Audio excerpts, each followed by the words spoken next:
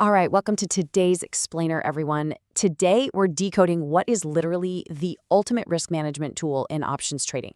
Look, if you've ever felt like your directional market bets just leave you way too exposed, well, you're in the exact right place. We are going to be learning and, more importantly, mastering vertical spreads. So think about this. What if you could trade market direction with built-in leverage, but completely cap your maximum loss? It's kind of a superpower, right? And it's exactly what separates the calculated strategist from, well, the reckless gamblers. Because the truth is, just buying naked options leaves you incredibly vulnerable to things like time decay and massive volatility swings. A vertical spread acts as this built-in structural defense mechanism. It lets you express a bullish or bearish opinion on a stock while setting an absolute hard boundary on exactly how much capital you can lose. Here's the roadmap for this explainer. We're going to kick things off with a welcome to vertical spreads, then break down debit versus credit spreads. After that, we'll dive into strike selection and volatility, look at the impact of the Greeks, and finally, we'll cover surviving the expiration endgame. Let's get right into it. Starting with part one, welcome to vertical spreads, or what I like to call the insurance policy. We really need to start with the foundational mechanics of how these trades are actually constructed, because understanding the architecture here, it's absolutely everything. So, what is it? Basically, a vertical spread involves trading two options at the exact same time. You're buying one option and you're selling another. The key here is they have to be on the same underlying stock, they must share the exact same expiration date, and they've got to be the same type, so either two calls or two puts.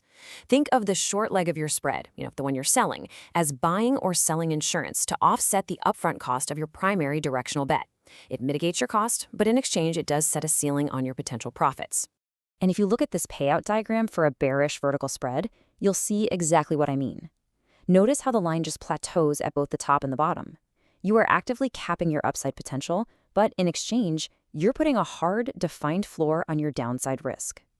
Unlike a naked option where you could literally lose your entire hefty premium, or an outright short stock position where your risk is technically infinite, here, your absolute best case and worst case scenarios are mathematically locked in the second you execute the trade.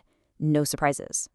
Moving right along to section 2, debit versus credit spreads, paying versus collecting. Because once you understand the structure of the trade, you've got to decide how to actually fund it. The fundamental difference here boils down to this. Do you want to pay money up front to bet on a stock's movement? Or collect money up front to bet on a stock just staying away from your strikes? In a debit spread, the option you're buying is more expensive than the one you're selling, so cash actually leaves your account. You need the stock to move in your direction to make a profit. But in a credit spread, it's flipped. You sell an expensive option and buy a cheaper one as protection, so cash actually enters your account up front. And the best part? You get to keep that cash as long as the stock price simply stays on the safe side of your chosen strikes.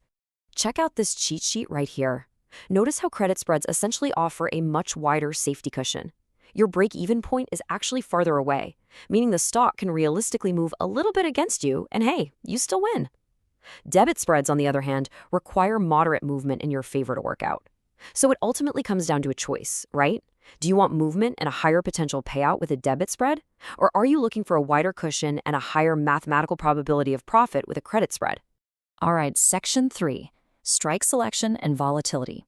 This is the engine room. With the basics down, we really need to figure out exactly how to pick our setups.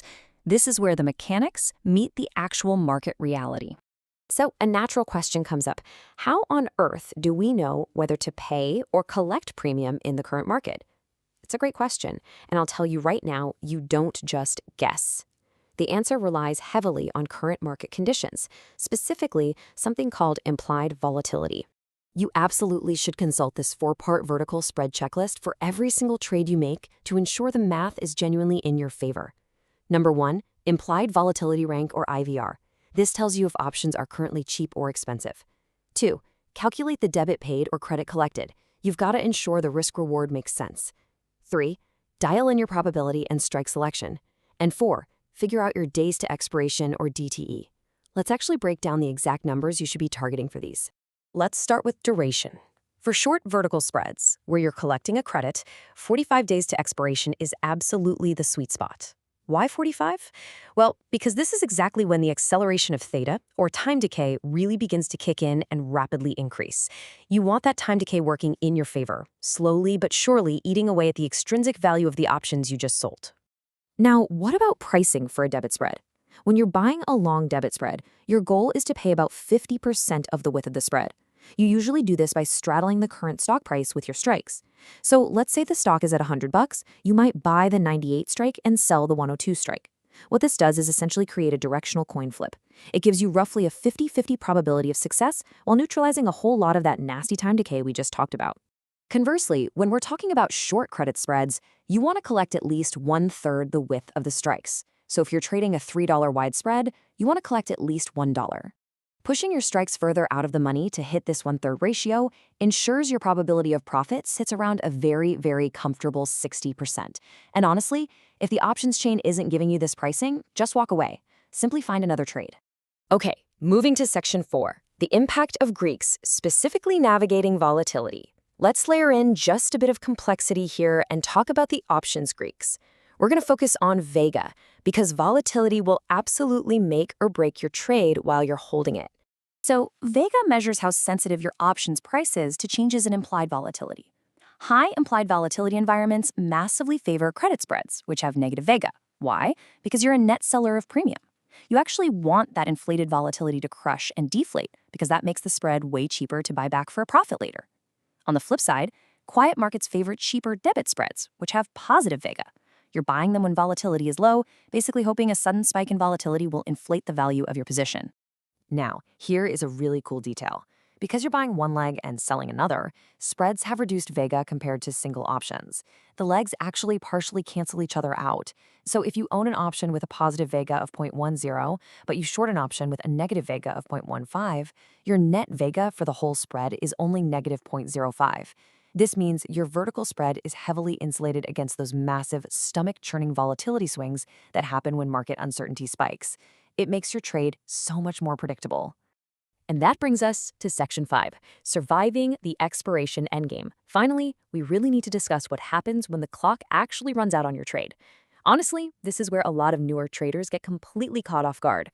So, at expiration, your trade is going to land in one of these 3 scenarios.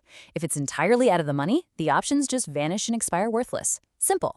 If it's fully in the money, both legs are exercised and the stock transactions just offset each other, leaving you with your max profit or loss in cash. Also simple.